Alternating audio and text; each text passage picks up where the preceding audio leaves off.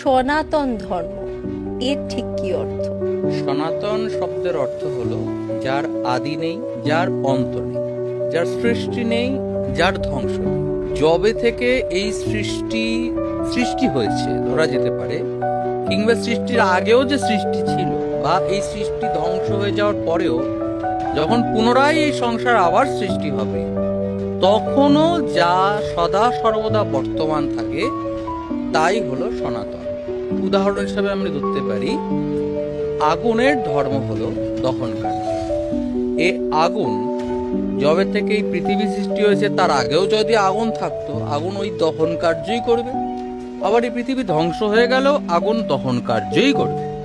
এর সঙ্গে এই সৃষ্টি বা ধ্বংসের কোনো সম্পর্ক নেই। শুধু এক কথায় বলতে গেলে সনাতনের এটাই অর্থ, যার আদি নেই, যার অন্ত নেই।